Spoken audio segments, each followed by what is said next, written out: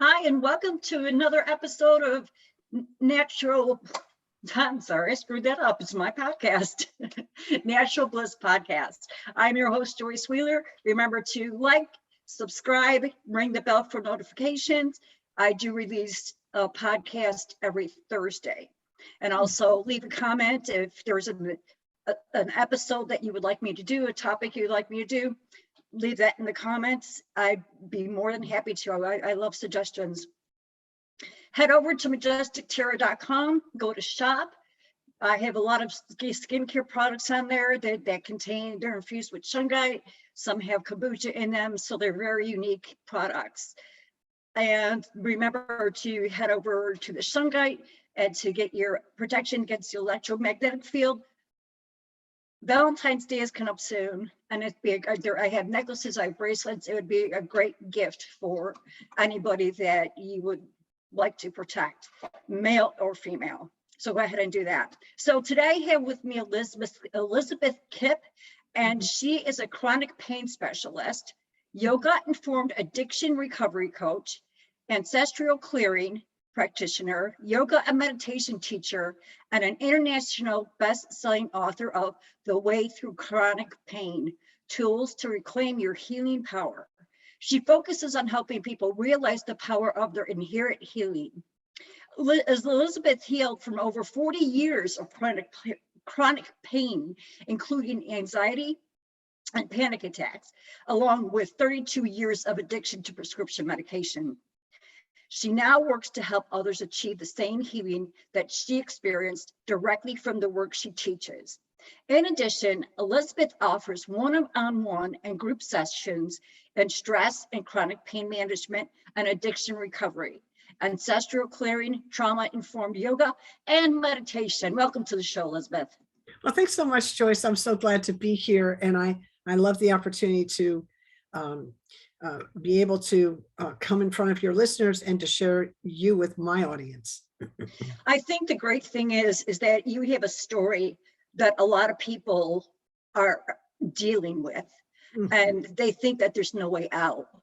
So I think by sharing your story and what you have done to recover and offering your services to others will give a lot of people hope in a big way. Yes, thank you. Thank you. Yeah, did you want to hear a little bit about my story?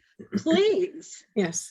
So I grew up in a household where we had a lot of all the material stuff, but we also had I had a mom who was bipolar and alcoholic, and that created a very chaotic environment. So I was always looking for when I was going to get in trouble, because it happened every day and I would never know what it was. The only pattern was there was no pattern. So it wasn't necessarily I was a bad girl, I was doing anything bad. I was just doing, and then all of a sudden that thing, which was fine yesterday, was not fine today, right? And I would get in trouble for that. It was kind of like that. And also there was a lot of sugar in the diet, unknowing, they didn't know any better. A lot of sugar in the diet. That doesn't help either. Yep. It didn't help my mother and it didn't help us. So my brother and I. So those are kind of two strikes right there. I was born with some birth trauma. That was another piece. But when I was 14, I fell off a horse and I broke a vertebrae in my low spine. I got up and walked away from that accident. It hurt, but I was able to walk. So I really didn't realize that I broke anything. I just thought it hurt. I bruised it pretty badly. Right. And it hurt. It hurt. And like 14 years later, I had to get surgery. The doctors were like, yeah, you have this injury and it's unstable. And we, the only way they were worried that I wouldn't be able to walk. So it was that bad of a break. And so we started, that's when the pain medication started. So 3 surgeries, 3 structural surgeries and 1 corrective surgery later. So that was like 1982 through 1986. I had like those 4 surgeries, and lot of pain medicine. And I really, the doctors really didn't have an answer at that time. They don't understand chronic pain, and they just assumed I wouldn't heal, which is really important, because they said, they say you will be in pain. You're going to be in chronic pain for the rest of your life. That was there. It was not just a pronouncement. It was a pronouncement, but it was like, they said it with authority, like they knew. What did they manifest for you? And My gosh. And what they should have said was, we're not trained in chronic pain, and our experience is that we don't know how to heal it. That's not what they said, right? They made the assumption that I wouldn't heal. They never asked, why isn't Elizabeth healing?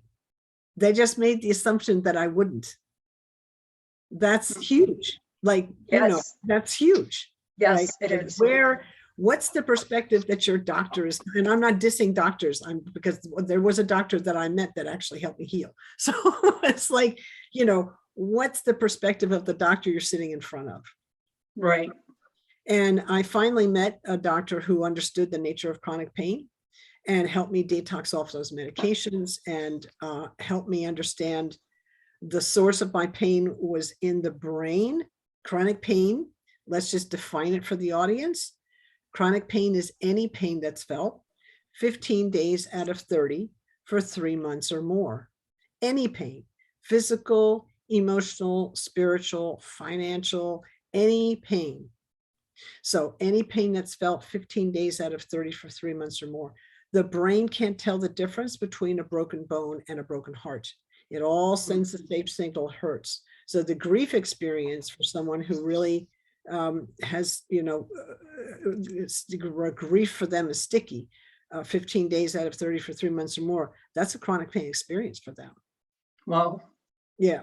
So I that's one of the things I do. I talk about grief because that's a kind of a particular kind of chronic pain.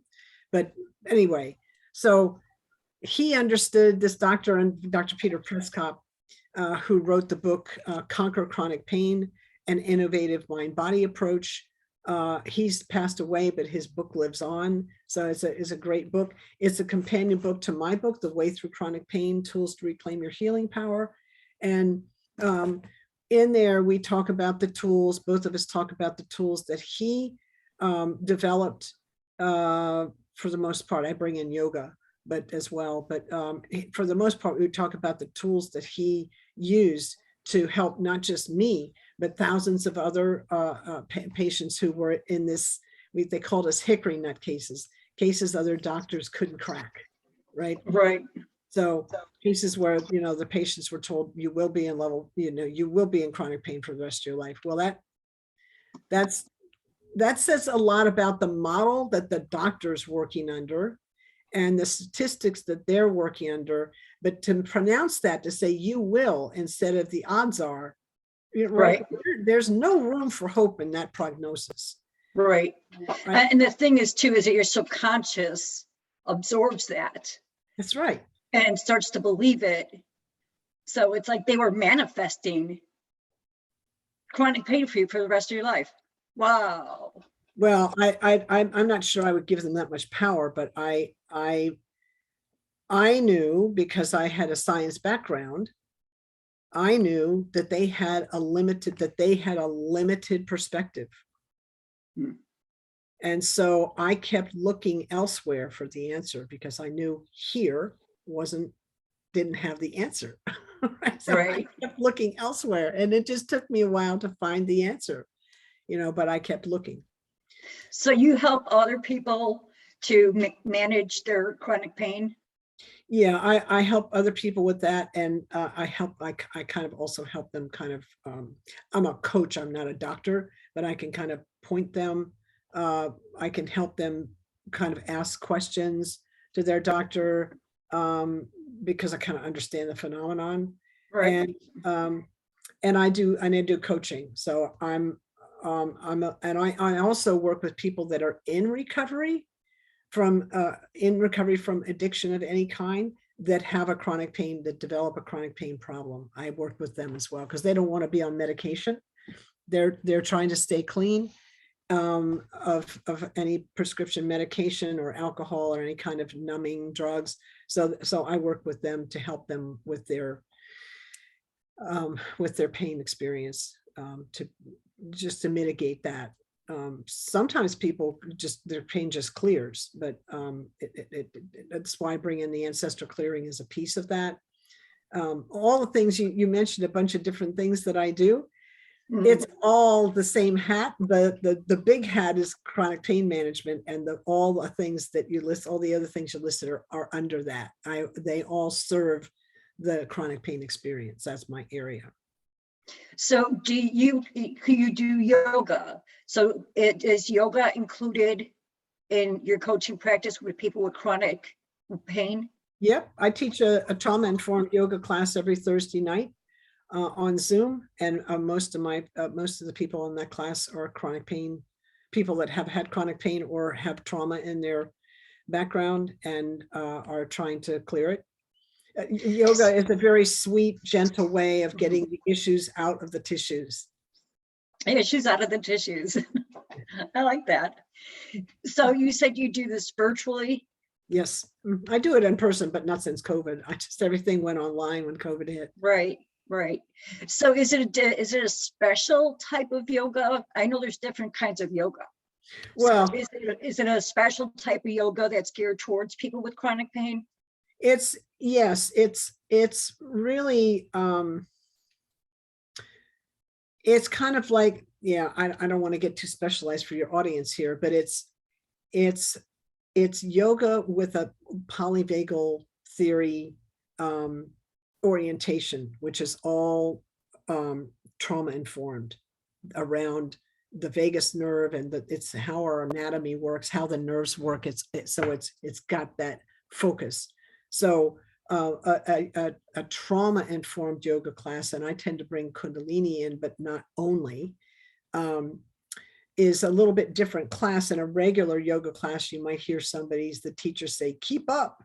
And we don't say that in trauma-informed class. We say, meet yourself where you are. This is your practice. You know, if you need to, you always have agency. If you need to stop and rest, please do. Come back when you're ready, right? You can, the brain really can't tell the difference between doing something and imagining doing something. So you can just imagine yourself in the pose and you still get benefits. So it's a little different way of working the class, but people still have a beautiful experience. And my clients, they come back week after week because they have a good experience. Well, I'm asking because I want the listening audience to understand, because if I had chronic pain and somebody suggested to me doing yoga, I'd be like, are you crazy? I have chronic pain. I can't do these movements. So I'm sure you give modifications. Absolutely. Yeah. We don't even call it modification. That implies that there's a perfect way, and everything outside of that is not perfect. I call it variations. so that we're not doing this comparison good bad thing.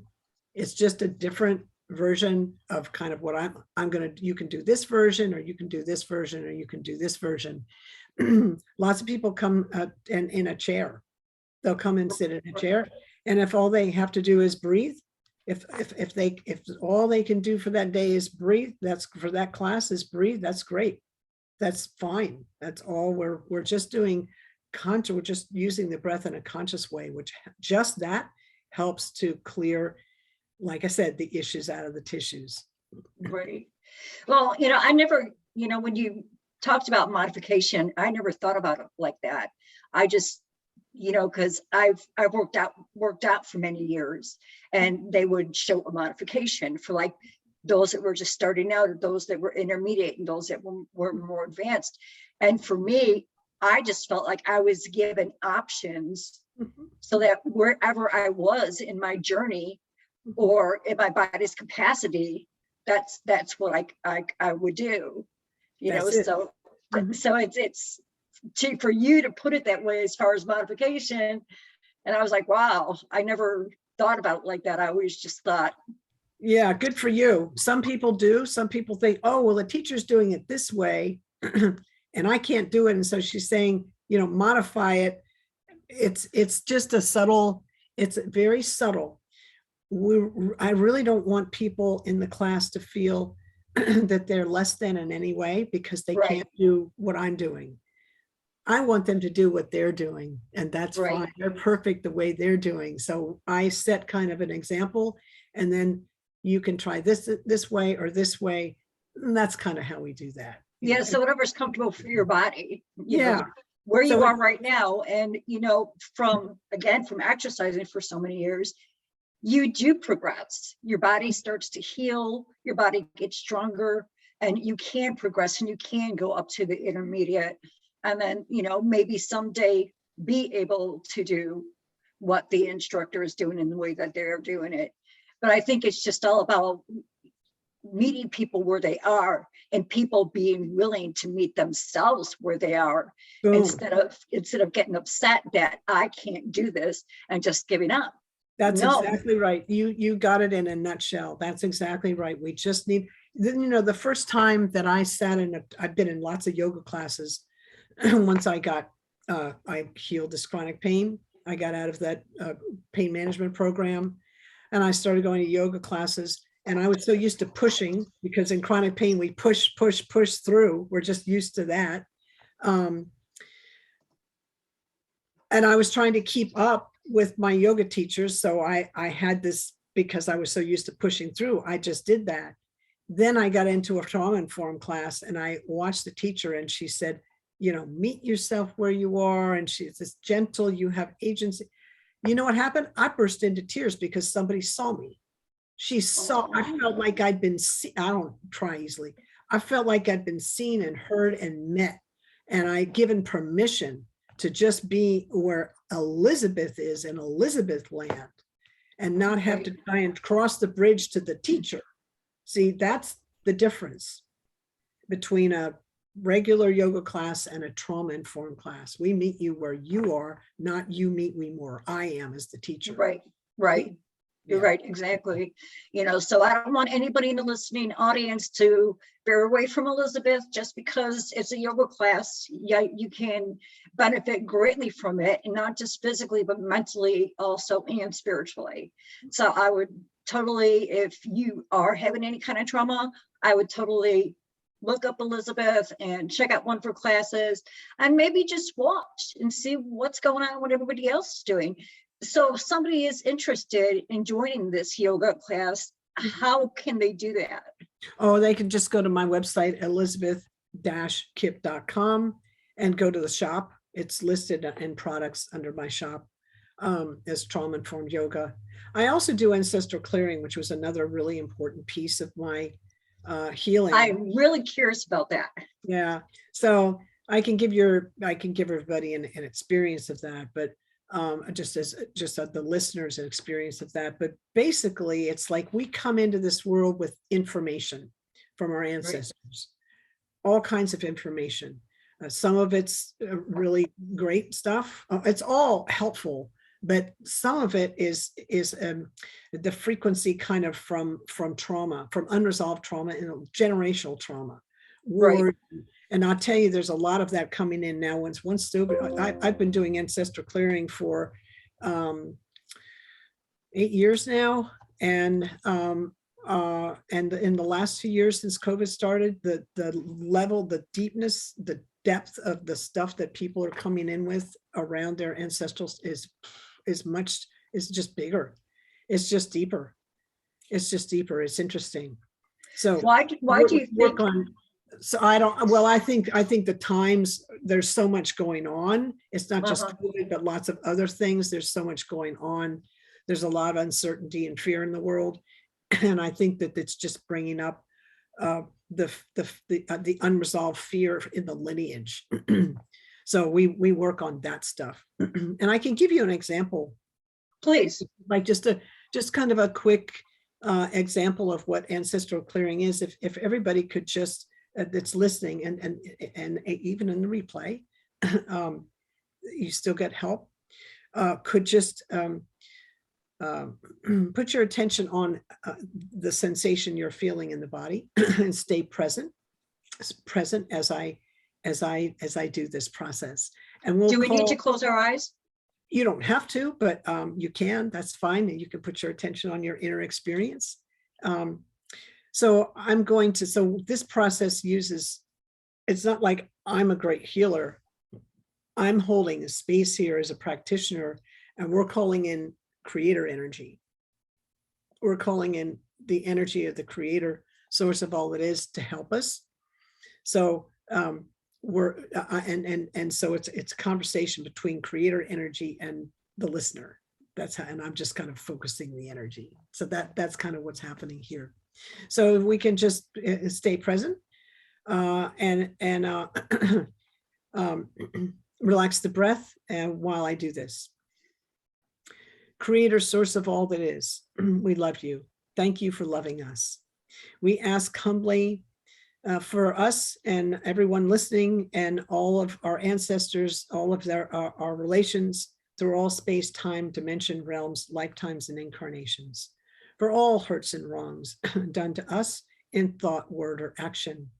Any hurts or wrongs we did to others, whether knowingly or unknowingly, and any hurts and wrongs we did to ourselves. Please help us all forgive each other, release one another, and find peace with one another, please, and thank you. For any time anyone was abandoned, not supported, loved, or nurtured the way they needed. Times they abandoned others, weren't able to support and love and nurture others the way they needed, and times they weren't able to love themselves. Please help them all to forgive each other, forgive one another, forgive themselves, please, and thank you.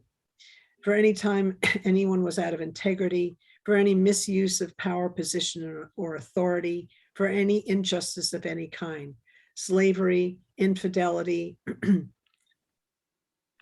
war, Holocaust, miscarriage. Please help them all forgive each other for all that happened, no matter what it was. Help them all release one another and release themselves, find peace with one another and find peace with themselves. Please and thank you. Now take a breath in and let it out, and notice how that feels in the body.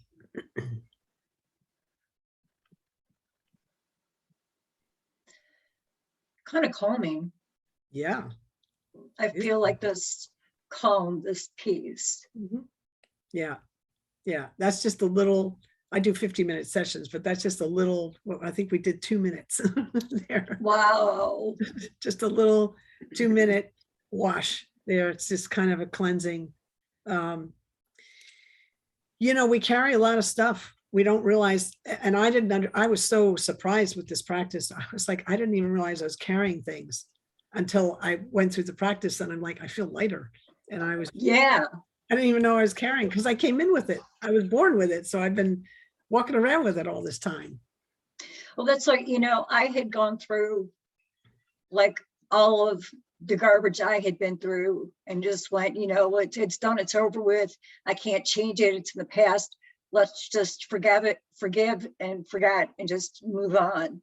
But I still feel like there's something that I haven't dealt with. And maybe this is what it is. Maybe it's not mine. I get this all the time. It's amazing. You know, like I said, we come in with this stuff, and we're like, we have patterns that show up and keep showing up in our life, and like, I've done all the work and it's still showing right? up. That's where this process is so great. So I like to join Ancestor Clearing and yoga, because you've got the prayer work, which is amazing, and then you've got the yoga, which helps to move the tissue, the issues again out of the tissues, and they're both at this beautiful practice. So I do one or the other, but I also do them joined. So. And this also, the yoga and like this clearing would also help to raise your vibrational frequency, which is very important to our health and to being able to heal. Yes, absolutely. Yeah. And absolutely. you know, these are things that we're not taught. We're not taught how important it is to tend to our vibrational frequency. Yeah, I didn't know until I got into yoga and started studying the sound current. Right? Sound what? The sound current mantra. Mantra. Yeah, till I started studying that and started listening to that very high vibrational music on all the time. I was like, whoa, this is amazing. It changes the way the body, like all movement is a vibration. So what vibration are you going to be? I'm so glad you brought that up, Joyce. All movement is a vibration.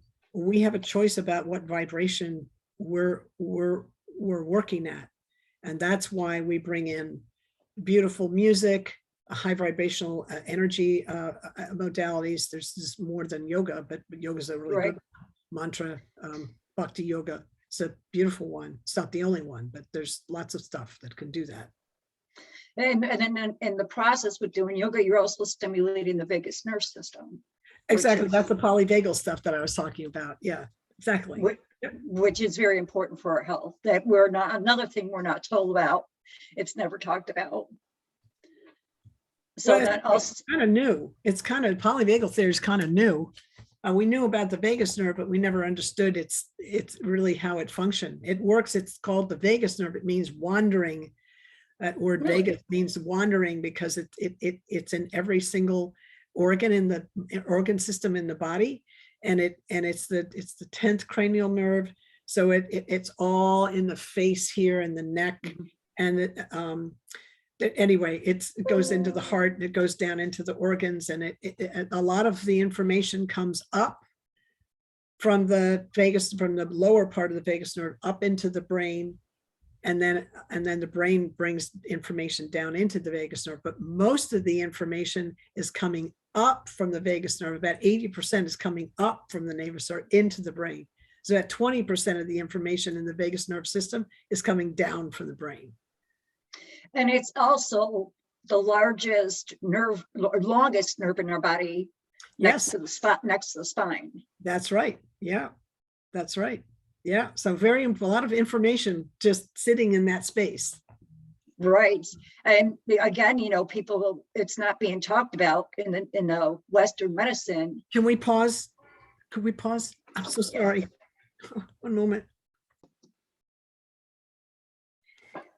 Yeah, in regards to the vagus nerve, I don't know a whole lot about it as far as what the functioning of it is. I know it goes from the brain and reaches all the rest of the organs in the body, but I don't know the exact purpose for it. Do you?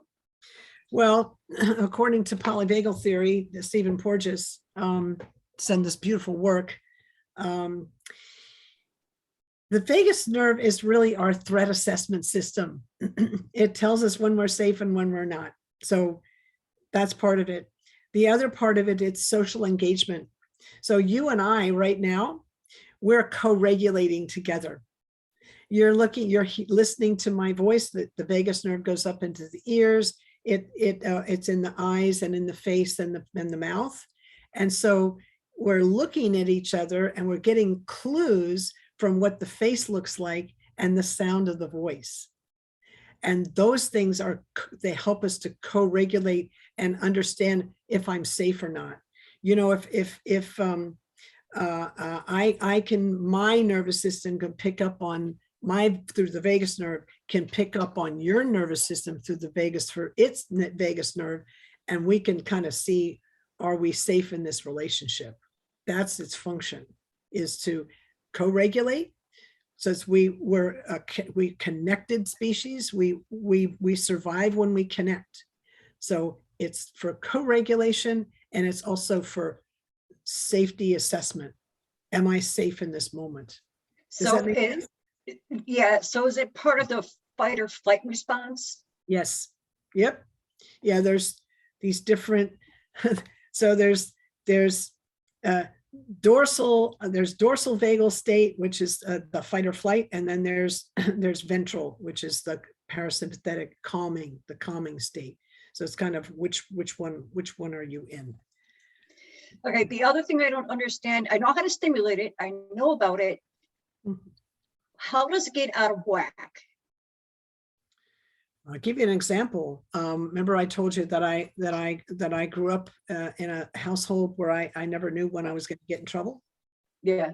That right there will do it, because the nervous system is constantly in a state of fight or flight.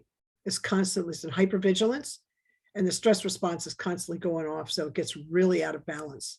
That was one of the first things that my Dr. Peter Prescott helped me with, was to calm that down. Mhm. So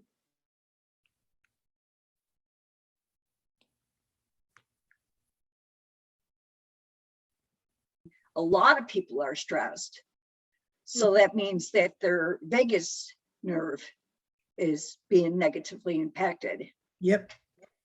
Yeah, I can give you a really sweet tool for everybody to use that can hack the vagus nerve in about 3 minutes.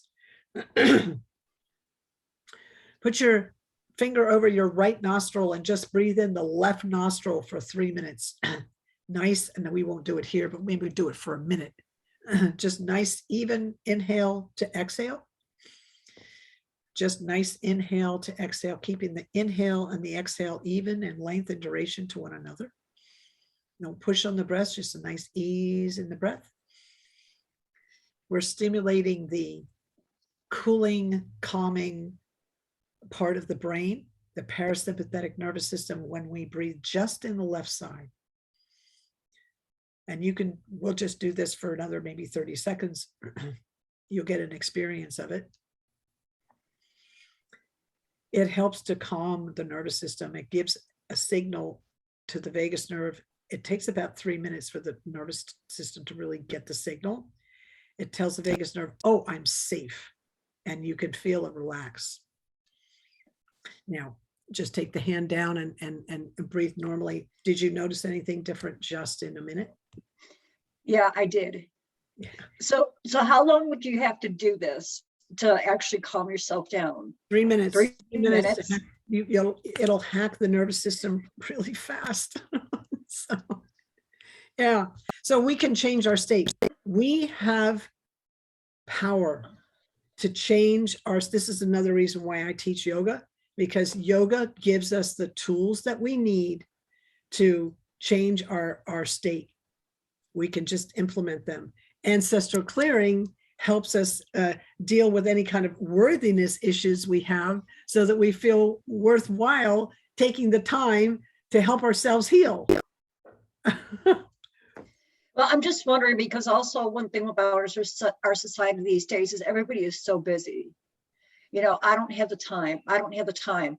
And it like kind of blows my mind, because we have all this technology that washes our clothes, washes our dishes, cooks our food, you know, and it's like we still don't have time. So Well, is there something, well, some of the things I've heard of that stimulate the vagus nerve system is laughing. yes, that's another one. Singing. That's great. Yep. Singing very loudly.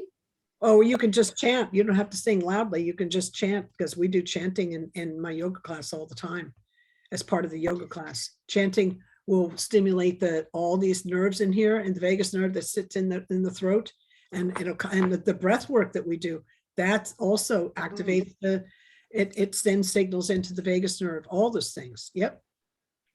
So can you give us an example of chanting? Sure. Yeah. Well, one of the most studied chants that I'm aware of is called Kirtan Kriya. You take your thumb and you touch one finger, the forefinger, the middle finger, the ring finger, and the little finger to sa ta na ma. Sa ta na ma. Sa ta na ma. Sa ta na ma. Sa ta na ma. And that's all working the vagus nerve. And those are all beautiful. Those are seed sounds to means sa, infinity, ta, life, na, death, ma, rebirth. So it's affirming the cycle of life and death, the transformation. And so it's a beautiful chant. It's well studied. It's used in hospitals for helping people that have Alzheimer's to recondition the brain. And it's also used for stroke patients that helps the brain to reorganize after a stroke. and we use it in recovery all the time. It really helps to calm the nervous system and to cut through negativity, because we have kind of a negative bias, and in chronic pain and in addiction, it can get really accentuated. So we have this, they did it and I'm mad at them and I'm mad at me. And we've got a lot of that negativity. That Kirtan Kriya right there will cut right through that stuff. It's really interesting. Yeah, it's very powerful. So what culture does this in particular chant come from? Yes, it comes from India. Those are Sanskrit words. And that's Kirtan Kriya, Kirtan. Next word, Kriya, which means action for a specific outcome. Kriya, Kriya. And you can look that up on YouTube, Kirtan Kriya, or Google it, and you'll get the instructions and lots of different kinds of music that's made for it that you can do the Satanama to. We use it all the time. So on YouTube, do they actually do with the fingers too? Yep, absolutely. Yep. Because that to me feels very therapeutic. Well, there's a very intimate connection between the hands and the brain. Ah. And so we're not just touching, we're pressing a little bit. And when we do that, we're stimulating the brain, both hemispheres of the brain, because we're using both hands, and we're stimulating the brain as well, not just the vagus nerve, we're stimulating the brain as well. So there's a lot of chemistry going on, biochemistry and electro stuff that's going on as a result. Another variation of Kirtan Kriya is to cross the hands and do the fingers, the Satanama with the fingers that way, and you help rewire the brain that way. You do a little cross work, a little cross training in the brain. It's another way to do that. It's pretty cool. I was going to say, how cool is that? It's pretty cool. Yeah. So I love yoga because it's this beautiful technology that people don't really understand. It hasn't been marketed very well in the world, in the Western world, but it's a beautiful technology that harnesses the biochemistry, the electrobiochemistry of the body to really, vibrate the body with chanting, right? To bring it to that high frequency, really tune the body to its optimal level of fitness, so that potential really builds potential. So do you do any work with the chakras? Yes. Yes, absolutely. Yeah, right. Yes, of course. Yeah, yes, absolutely. So is this all incorporated into one, or is it separate? Or do you incorporate everything that you do into this virtual session with the yoga and the ancestral clearing? Well, when I do ancestral clearing in a yoga class, that's usually a workshop that's more than an hour class. And my class is usually an hour and a half, but the workshops are a little bit longer. I do ancestral clearing sessions every day somewhere on the planet, virtually, on the phone, over text, whatever, somehow in person, not so much in person anymore because of COVID, but we have a lot of COVID around here right now. Where are you located? I'm in Lawrence, Kansas, right in the middle. Oh, okay. Yeah, that's right. In the geographic center of the country, like literally. Yeah, it's very flat there. It's not as flat as you would think it would be. It's actually, we don't have mountains, but it's not like go to Western Kansas. If you go west about an hour, and then it's really flat. Well, I'm trying to think, because I was in Kansas for a couple of months. I was living there, and I'm trying to think what town I was in. Lawrence is the capital, correct? Or is that Topeka? Topeka is the capital. Lawrence was the capital originally, but Topeka is the capital now. And it's the University of Kansas is here. We're about 50 miles west of Kansas City. Yeah, I'm trying to think of the name of the town. It was when I was in my teens. So it's, but wherever it was that I was in Kansas, it was very flat. But it doesn't matter. I'm in Louisiana now. In Louisiana, where I'm at, is pretty flat. I'm in, Louisiana is kind of like a boot. And I'm in the toe, just up there. So I'm an hour, I say south of New Orleans. No, an hour north of New Orleans. Okay. And an hour east of Baton Rouge. Okay. So that's where I am. And it's pretty Cool. flat here. It's pretty flat here too. Beautiful. So is there anything else that you would like to share with our audience? Well, I would like to say that the greatest healer that you know lives right inside of you. Mm. That's a profound teaching. It took me a long time to learn that. I kept looking at the doctors for the answer, or the healer, the Reiki back, the acupuncture. I kept looking outside, and they're wonderful. I'm not dissing that. I'm just saying that when my only focus is outside and I'm not looking within, I'm missing part of the healing, most of the healing. So I take 20% of the responsibility for my healing. I give to the entire medical community. The other 80% is between me and the creator. Mm. So that the doctor and the healthcare person can tell me, give me orders, do this to make yourself better. I take them home and I go and do the work. And then I do set up the conditions for the body to heal, and the body heals. Beauty knows exactly what to do. So a doctor can stitch up a bone, but it can't tell the body how to heal. Right. Right? Sorry, stitch So up a bone instead of bone. do you deal with the gut microbiome too? Are you teaching about that? Well, I teach about it. I'm not a functional doctor, so I'm not a nutritionist, but I certainly would point somebody in that direction. If I had somebody that came to me with depression, the first thing I'd ask them is, what's going on with your gut? Mm. Because we know that we've seen that the gut flora imbalance can bring depression. So you need to It can do a lot of things. yeah. You need to get It fits and bells. You need to get with Donna Gates from Body Ecology, for instance, to learn about that stuff. So I'll point them in the direction. But yeah, I've got probiotics. My diet's pretty tweaked. It's really important. Right, I got my COVID booster and a couple of weeks ago, and it threw my digestive system right into some havoc. And I had probiotics on board, and I had a certain diet, and I've just been, and I'm almost back to normal. So, yeah. Yeah, I brew kombucha, which that kimchi and sauerkraut contain the most varieties of probiotics. So fermentations are really good.